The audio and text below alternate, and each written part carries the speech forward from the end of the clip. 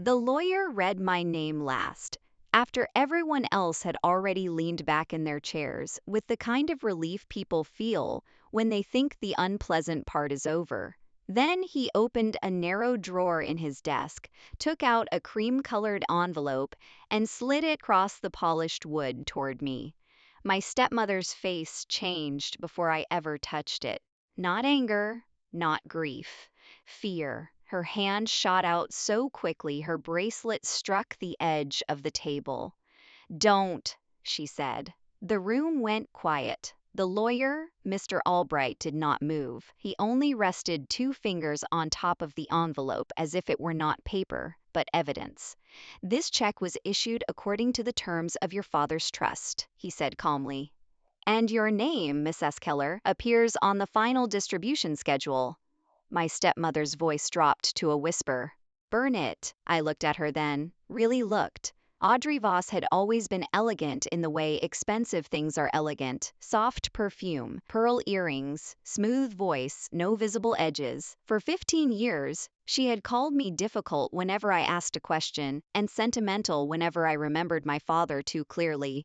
But in that office, under the hum of fluorescent lights, she looked like a woman watching a locked door open from the inside. The check was for $2.8 million.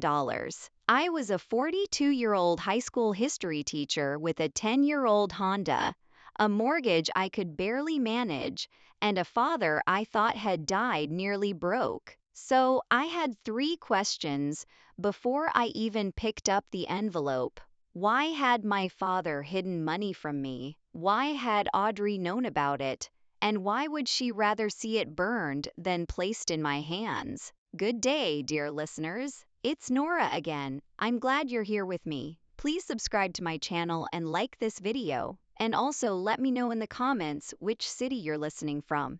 That way I can see how far my story has traveled. My name is Claire Keller. I was born in Dayton, Ohio, and by the time this story happened, I had been teaching American history at Roosevelt High School for almost 18 years. Teaching history changes the way you see people. Teenagers think history is about dates, wars, presidents, maps, and names they will forget after the test. But I always told my students that history is really about what people choose to record, what they choose to hide, and who benefits from silence. I did not know, when I said those words year after year, that I was also describing my own family. My father, Raymond Keller, was not a wealthy man in the way people imagine wealth.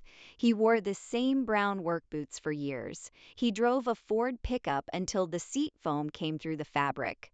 He owned Keller Hardware, a small store near the old railroad district, where he sold paint, hinges, seed packets, snow shovels, and keys cut while you waited. My mother died when I was 14. After that, my father and I became a quiet household. Not unhappy exactly, just careful with each other's grief. He made pancakes too dark on Sundays. I folded laundry while he watched baseball with the sound low. We were not expressive people, but we were loyal people. Then, when I was 27, he married Audrey. She was a financial consultant. That was how he introduced her. She had moved to Dayton from Columbus, wore tailored cream suits, and spoke with the soft confidence of someone used to sitting across from men who trusted her because she never raised her voice. At first, I wanted to like her. I really did. My father seemed less lonely. He started wearing nicer shirts. He took her to dinner on Fridays. She convinced him to update the store's accounting system, repaint the front sign, and stop keeping receipts in an old cigar box under the counter. But small things began to change. When I called the house, Audrey answered more often than he did. When I stopped by unannounced, she would smile at the door and say, "Your father's resting, Claire. He had a long day." When I asked Dad if he wanted help going through Mom's old things, Audrey placed a hand on his shoulder and said, "Some wounds don't need to be reopened." She said it gently. That was what made her dangerous. In my classroom, I teach students to look for patterns. 1 event can be an accident. 2 can be coincidence. 3 is a source worth examining. With Audrey, the pattern formed slowly. My father stopped mentioning money in front of me. He stopped asking my opinion. He stopped telling me stories about the hardware store. Once, when I came over for his birthday, I found him in the garage, holding an old metal cash box I had never seen before. He looked startled. Before I could ask, Audrey appeared behind me. "Raymond," she said, "we said we were putting those away." His face closed. I remember that phrase because teachers remember tone. We learn to hear what is hidden beneath ordinary sentences. We said. Not you decided. We said. After my father developed heart problems, Audrey became his gatekeeper completely. She managed his prescriptions, his appointments, his bank cards, his phone. She started referring to his confusion, though I never saw it myself in the early days. "He forgets things," she told me once, lowering her eyes with practiced sadness. "It embarrasses him. But when Dad and I were alone, he remembered everything. He remembered the name of my 8th grade history teacher. He remembered which drawer held my mother's Christmas cookie recipe. He remembered that I hated lilies because they made me think of funerals." One October afternoon, about 6 months before he died, he called me at school during my planning period. His voice was low. "Claire," he said, "do you still have your mother's cedar box?" I was standing beside my desk, looking at a stack of essays on Reconstruction. "Yes," I said. "Why?" There was a pause. I heard paper rustling. "If anything happens," he said, "look where she kept the line went dead." I called back immediately. Audrey answered. "He's sleeping," she said. "He just called me. He must have been confused. He asked about Mom's cedar box." Silence. Then Audrey laughed softly, but there was no warmth in it. "Grief makes people reach for strange things, Claire. You should know that better than anyone." That night, I took my mother's cedar box from the top shelf of my closet and opened it on my bed. Inside were letters, a silver brooch, a few photographs, my mother's nursing pin, and the deed to the first little house my parents had bought in 1979. Nothing else. Still, I sat there for a long time. The box smelled faintly of dust and lavender sachets. I ran my fingers along the velvet lining, pressed the corners, checked beneath the photographs. I found nothing. I told myself I was being dramatic. Teachers are good at correcting other people's assumptions. We are less talented at correcting our own hopes. My father died in March, on a wet Tuesday morning before sunrise. Audrey called me at 6:12 a.m. Her voice was composed. "Claire, your father passed peacefully. Not Dad, not Raymond, your father." By the time I arrived, the house was too clean. That was the first thing I noticed. No coffee mug beside his chair, no blanket twisted on the couch, no pill bottle on the nightstand, no evidence that a living man had struggled through his final night there.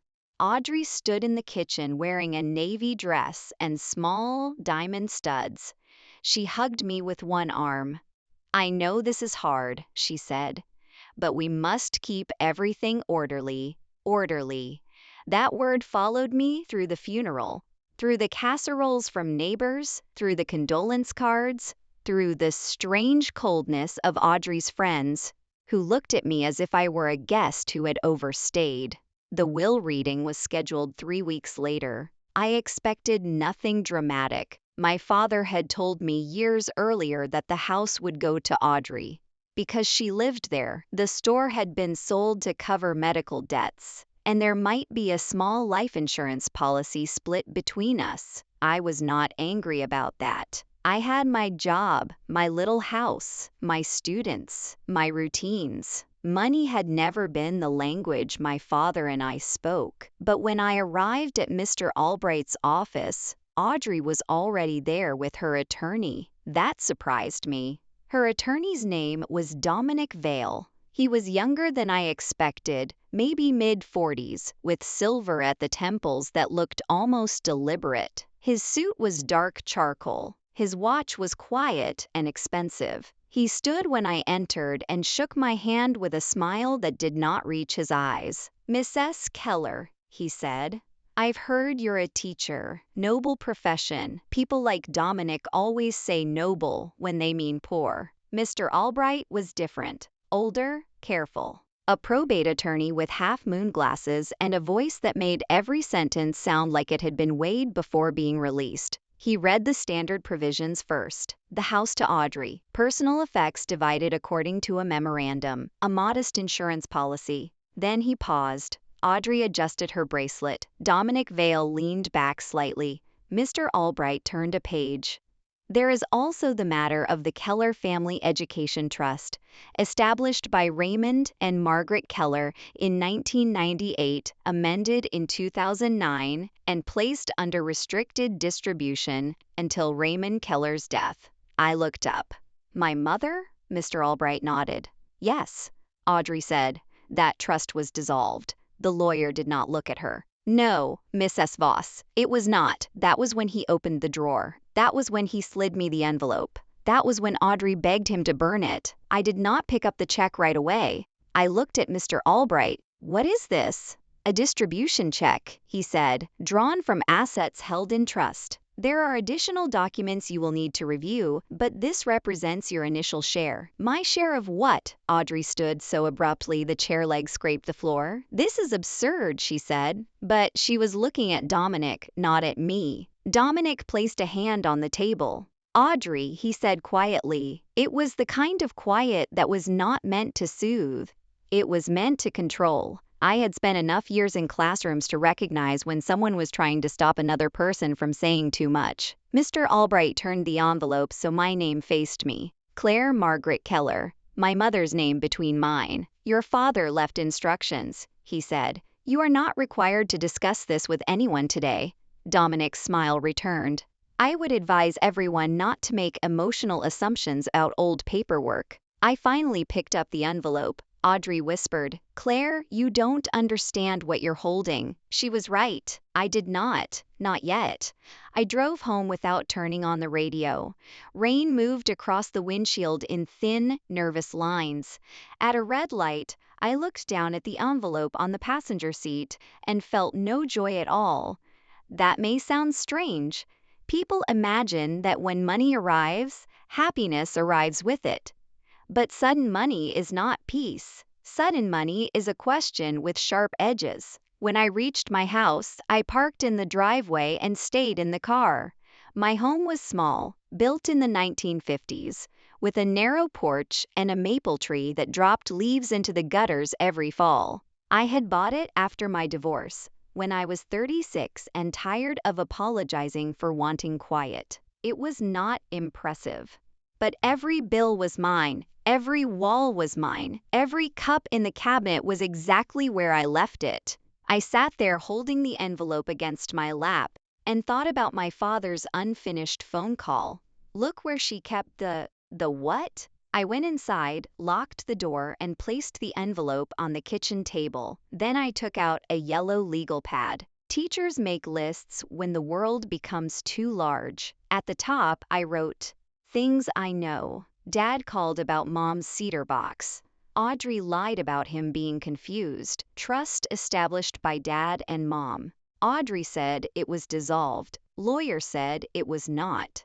Dominic controlled Audrey when she panicked. Check for $2.8 million.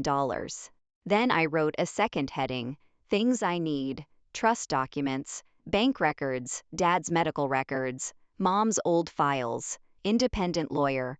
I underlined independent 3 times. Fear is strange. It does not always make you small. Sometimes it makes you precise. The next morning, I took a personal day from school. I did not call Audrey. I did not cash the check. I did not tell my friends. I did not post anything, celebrate anything, or accuse anyone of anything.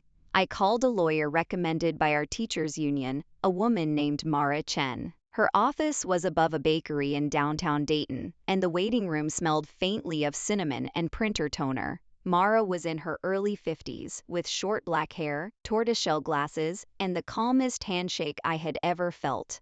I told her everything. Not dramatically, not emotionally, just facts. She listened without interrupting and took notes on a white pad. When I finished, she removed her glasses. "Claire," she said, "do not deposit that check yet." My stomach tightened. Why?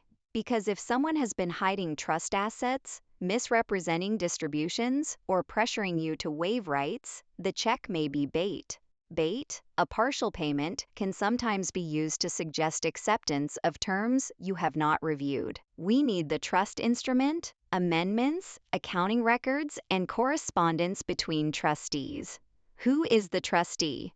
She looked at me carefully. That is one of the first things we need to find out. Before I left, Mara gave me instructions. Communicate only in writing. Save every voicemail. Do not meet Audrey alone. Do not sign anything. Do not discuss the check with family members. Make copies of everything. Bring her my mother's cedar box. That evening, I placed the cedar box on my kitchen table under the yellow light and examined it the way I would ask my students to examine a primary source. Who created this? Who preserved it? What is missing? This time, I did not look inside first. I turned it over. The bottom was covered in green felt, worn thin at the corners. I pressed along the edge and felt a slight give near the back left corner. My pulse changed. With a butter knife, I lifted the felt. Beneath it was a flat brass key taped against the wood. For a minute, I simply stared. Then I found a folded paper tucked underneath. It was my mother's handwriting. "Claire, if your father gives this to you, trust him. If he cannot, trust the records." There was no explanation, only an address. Keller Hardware Storage Unit 14B. The storage facility sat behind what used to be my father's store, in a row of aging brick units near the railroad tracks. I had not been there in years. The key fit. The door groaned when I lifted it, and the smell of cardboard, motor oil, and old wood came out into the damp afternoon. Inside were paint cans, shelving, broken display racks from the hardware store, and a locked gray filing cabinet. The brass key opened that too. There are moments in life when the past does not return gently. It arrives in boxes. Inside the cabinet were binders labeled by year, all the way to 2022. Bank statements, trust ledgers, property records, correspondence, tax filings, copies of checks, letters from my mother, letters from my father, a copy of the Keller Family Education Trust, and there, in the 2009 binder, was Audrey's name. Not as beneficiary, as financial advisor. My hands were shaking, but I kept reading. The trust had started with money from my mother's family, not my father's store. My grandparents had owned farmland outside Dayton that was sold to a developer in the late 1990s. My mother's share had been placed in trust for me and for future educational purposes, scholarships, community programs, and family support. After my mother died, my father had preserved it. In 2009, Audrey had helped move the trust to a private investment firm, Dominic Vale's firm. The first missing transfer happened 6 months later. $74,000 labeled administrative restructuring. Then $118,000. Then $300,000 into an entity called Meridian Legacy Partners. I took photos of every page with my phone. Then I called Mara. She answered on the second ring. "I found records," I said. "How many?" I looked at the cabinet. "Enough to need boxes." The next 2 weeks became a second job. By day, I taught the Constitutional Convention, westward expansion, civil rights, the long argument between power and accountability. By night, I sat at my kitchen table with bank statements spread around me, like maps of a country I had lived in, but never understood. Mara brought in a forensic accountant named Paul Nadeau, a retired IRS investigator with silver eyebrows and a habit of tapping figures with the blunt end of a pencil. He did not speak much. When he did, it mattered. "This is not sloppy," he said one evening. "This is designed." He showed me how the money moved. Small transfers hidden among legitimate fees, investment entities that existed mostly on paper, properties purchased under limited liability companies, consulting payments routed through firms connected to Dominic Vale. And every time my father seemed to question something, there was a new document suggesting cognitive decline. That's impossible, I said. He was sharp. Paul looked at me kindly. I believe you. But someone built a paper version of your father that was easier to control. That sentence made me cold. A paper version. As a history teacher, I had taught about forged records, altered treaties, erased names, but I had never imagined someone doing it inside a family. The first direct pressure came from Audrey on a Thursday evening. Her text message arrived while I was grading essays. Claire, we should talk. Your father would not want lawyers involved. I sent it to Mara. Mara replied, do not answer by phone. Ask her to put any concerns in writing. So I did. Audrey called within 2 minutes. I let it go to voicemail. Her voice was soft. Claire, sweetheart, I know this looks confusing. Raymond was under tremendous stress. He made arrangements he didn't fully understand. Dominic is willing to help clean this up privately so no one's reputation is damaged. Please don't let outsiders turn this into something ugly, outsiders. She meant my lawyer. She meant anyone not already inside the lie. Then Dominic emailed me directly. The subject line was, Family Resolution. Miss S. Keller, the first represent Miss S. Voss in matters relating to your father's estate. It would be unfortunate for all parties if misunderstandings concerning outdated documents led to unnecessary filings. My client is prepared to discuss a confidential settlement in exchange for a release of claims. Attached was a proposed agreement. Mara read it and laughed once without humor. They're offering you $200,000 to waive rights to everything, except confidentiality, and agree not to pursue civil or criminal complaints. Can they do that? They can ask. That does not mean you should answer. What happens now? Now, she said, we stop reacting and start filing. The civil complaint was the first public crack in Audrey's polished life. Mara filed in probate court requesting a full trust accounting, preservation of records, and temporary restrictions on asset transfers.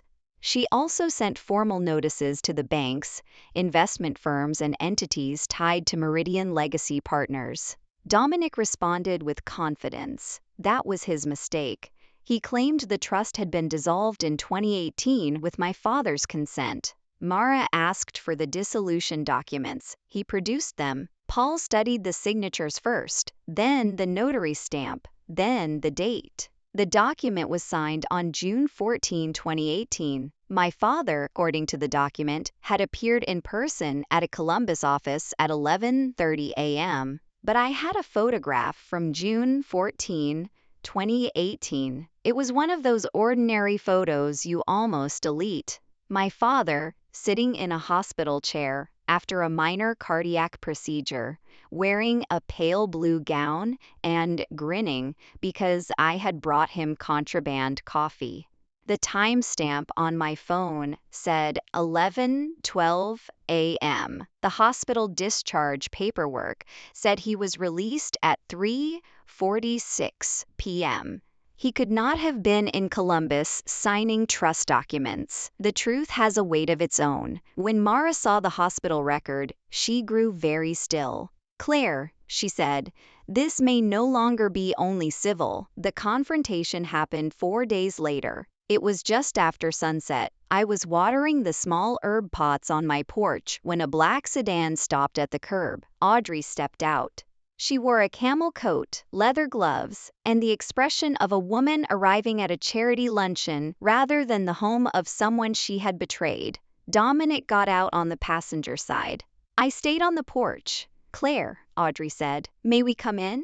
No. She blinked once. Dominic smiled faintly. This will only take a moment. I said no. Audrey looked around my street, at the modest houses, the recycling bins, the porch lights flickering on. You always were stubborn, she said softly. No, I said. I was taught to finish reading before answering. For the first time, her face hardened. You have no idea what your father put me through. I looked at her carefully. There it was. The shift. From concern to grievance. From widow to victim. Then write it down, I said. My lawyer will review it. Dominic stepped forward. Mrs. Keller, you should understand that litigation is expensive, public, emotionally damaging. Your career could be affected if certain family matters become part of the record. I felt fear move through me, but it did not take the wheel. What family matters? He held my gaze. People rarely come through discovery looking as clean as they imagine. It was a polite threat. I thought of my students, the ones who came to school tired, angry, grieving, pretending they did not care. I always told them that power often speaks in passive sentences. Mistakes were made, documents were misplaced, reputations could be affected. I set down the watering can. This conversation is being recorded by my doorbell camera, I said. Dominic's eyes flicked upward. Audrey whispered, "You wouldn't, I already did." That was not entirely true. The camera had recorded video, but not very good audio. Still, Dominic turned back toward the car. Audrey remained. "Your father loved me," she said. "I know," I answered. That seemed to surprise her. "And that is why this is worse. You used the place he gave you in his life to get access to things my mother built, and he protected." Her mouth trembled, but not with sorrow, with rage. "You think you're better than me because you teach children and live in that little house?" "No," I said. "I think I asked for documents and you asked a lawyer to burn a check." She left without another word. The deposition took place in a conference room on the 6th floor of a building downtown. The windows overlooked the river, gray and slow under a winter sky. Audrey arrived with Dominic and another attorney I had never met. I sat beside Mara. Paul sat behind us with binders stacked neatly in front of him. Depositions are not like courtroom scenes on television. No judge, no dramatic objections that end everything. Just a court reporter, a table, a witness under oath, and questions that slowly remove hiding places. Audrey began beautifully. She was grieving. She had loved my father. He had been forgetful. He had wanted to simplify things. The trust had caused stress. Dominic had only helped carry out Raymond's wishes. Mara let her talk. That was another lesson from teaching. Silence is not empty. Sometimes silence is where people write the answer for you. Then Mara opened the first binder. "Mrs. Voss, do you recognize this account statement?" Audrey adjusted her glasses. "Yes.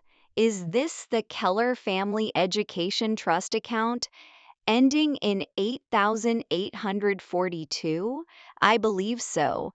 And this transfer of $118,000 to Meridian Legacy Partners. Did Raymond Keller authorize that?" "Yes. Do you have written authorization?" "It would have been handled through the advisory office." Mara placed another document down. "This is an email from you to Dominic Vale, dated September 3, 2010. You wrote, 'Ray is asking why the second transfer was necessary. We need language he can accept.' What did you mean by that?" Audrey stared at the page. Dominic objected to form. Mara waited. Audrey said, "I don't recall." That phrase returned again and again. "I don't recall. I don't remember. I would have to review. That may have been handled by someone else." But records are patient. They do not become embarrassed. They do not get tired. They do not need approval. Mara moved from emails to bank statements to notary logs to medical records. Then came the 2018 dissolution document.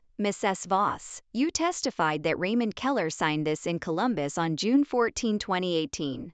"That is my understanding." "Were you present?" "I may have been." "May have been?"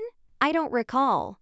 Mara slid the hospital record across the table. "Can you explain how Raymond Keller signed a document in Columbus at 11:30 a.m. while he was recovering from a cardiac procedure in Dayton?" Audrey did not answer. Dominic leaned toward his microphone. "Objection. Assumes facts not in evidence." Mara nodded. Mrs. Voss may answer. Audrey looked smaller then, not remorseful. Smaller. The first relied on professionals, she said. Mara turned a page. Did one of those professionals instruct you to move $640,000 from the trust into a company owned by your brother? Audrey's attorney asked for a break. During the break, I went to the restroom and stood at the sink with both hands on the porcelain. I was not celebrating. That may disappoint some people, but when a lie collapses, it does not sound like victory at first. It sounds like your own breathing in a public bathroom while you realize how long someone counted on your silence. The probate hearing came 6 weeks later. By then, the case had widened. The bank had produced records. The notary commission was under review. A state investigator had interviewed Paul. Dominic Vale's firm had quietly removed his biography from its website. In court, Audrey wore black. Dominic did not sit beside her. He had his own counsel now. That told me more than any speech could have. The judge was a woman with silver hair and a direct voice. She had read the filings. You could tell. Some judges glance at paper. This one had absorbed it. Mara presented the timeline. My mother's inheritance. The trust creation. My father's preservation of it. Audrey's introduction as advisor. Dominic's investment entities. The suspicious transfers. The forged dissolution. The pressure campaign after my father's death. Then Paul testified. He explained the money trail without drama. His voice was dry, almost plain, and that made it devastating. He showed how funds moved from the trust to shell entities, then into real estate, consulting fees, personal accounts, and private loans. At one point, the judge interrupted. Mr. Nadeau, are you saying these transfers lacked legitimate trust purpose? Paul looked at the documents. I am saying I found no support for legitimate trust purpose and extensive support that they benefited individuals with fiduciary or advisory access. Audrey's attorney tried to argue that my father had been aware. Mara stood. Your Honor, awareness cannot be established with forged documents and contradicted medical records. The judge looked at Audrey. For the first time in all those months, Audrey did not look elegant. She looked unprepared for a world where charm was not evidence. The court froze the remaining assets, removed Audrey from any control connected to the estate, appointed an independent trustee, and referred the forged documents and suspicious transfers for criminal investigation. The civil case continued for several more months. But the outcome had shifted. Once the records were subpoenaed, people who had been quiet became cooperative. A former assistant at Dominic's firm produced emails. A notary admitted she had stamped documents she had not witnessed. Audrey's brother settled quickly when his accounts were traced. Dominic fought longer.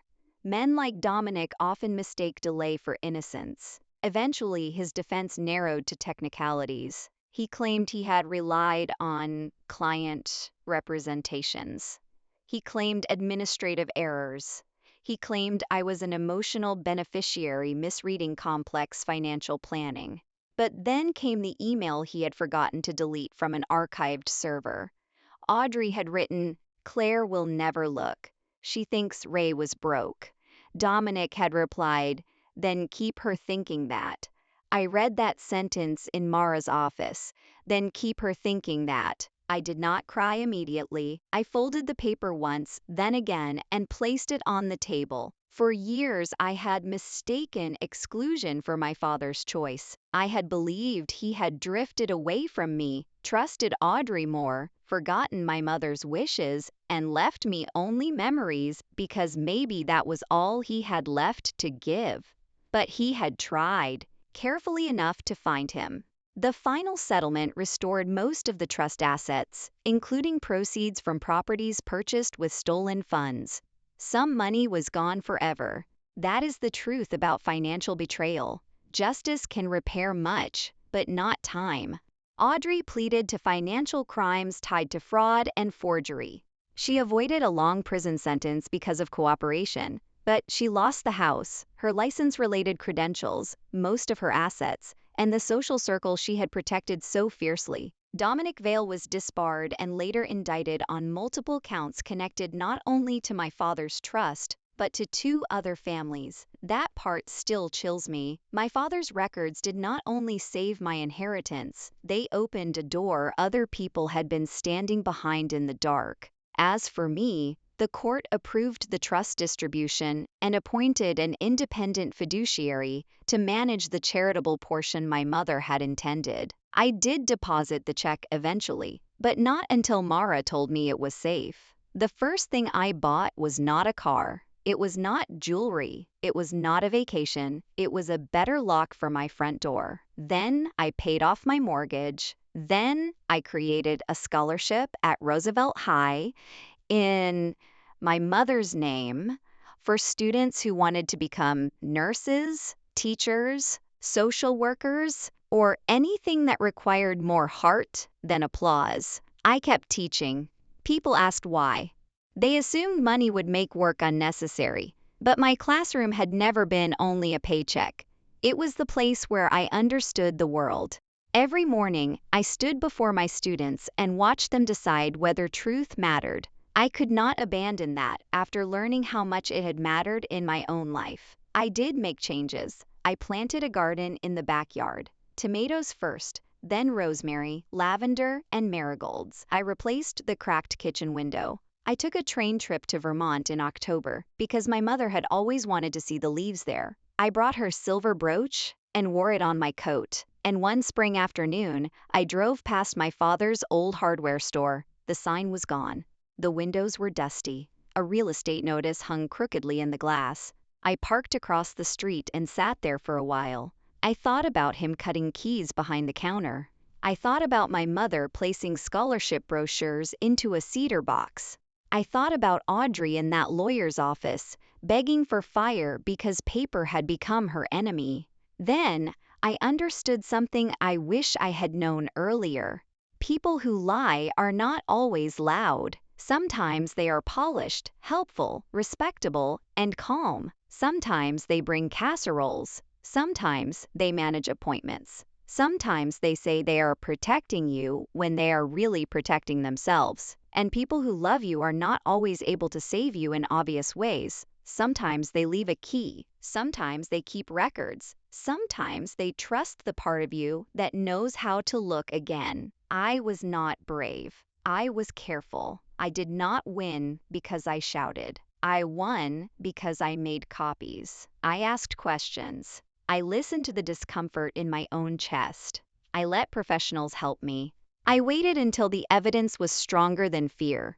Money was never the real inheritance. The real inheritance was my mother's insistence on education, my father's patience with truth, and the quiet knowledge that I was not foolish for noticing what did not make sense. I still keep the cedar box on a shelf in my living room. The brass key is inside it now, in a small envelope labeled in my own handwriting, not because I need it anymore, because it reminds me that some doors only open when you stop asking dishonest people for permission. So let me ask you this. If you were sitting in that lawyer's office and someone who had controlled your family for years begged the lawyer to burn a check with your name on it, what would you have done? Would you have taken the money and walked away quietly?